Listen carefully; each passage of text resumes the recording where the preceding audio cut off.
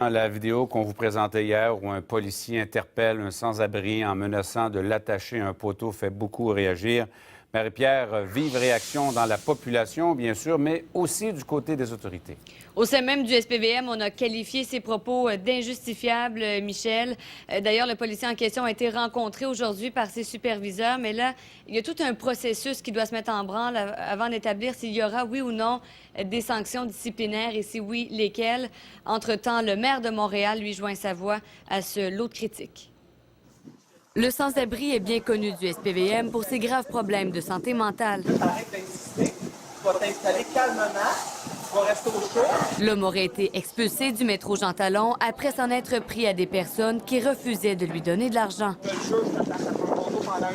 Vous savez que c'est des menaces que vous n'avez pas le droit de faire, monsieur?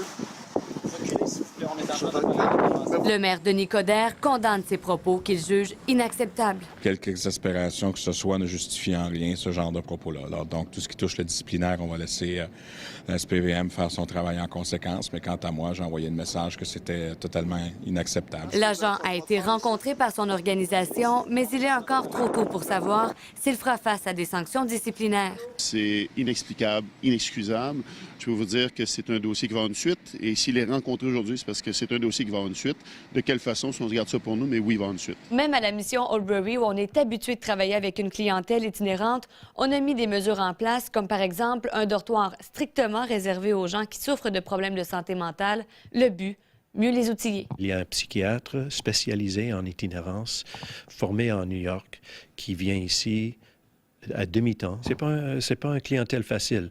Alors, ça prend l'habitude, ça prend la façon de faire pour démontrer le respect, pour démontrer une écoute et pour passer à des solutions. Le SPVM répond à plusieurs appels du genre dans une journée. Ces interventions sont souvent gérées par les patrouilles générales et non pas par les équipes spécialisées. La Ville de Montréal souhaite mettre en place un plan d'action. Pendant la campagne électorale, l'itinérance est une priorité pour moi. Il va y avoir une nouvelle stratégie de l'itinérance à Montréal. Quand il y a des froids sibériens comme ça, on augmente le nombre de refuges, on donne plus de place dans les métros. Le sans-abri a été retrouvé au cours de la nuit de jeudi à vendredi par une équipe formée en troubles psychosociaux.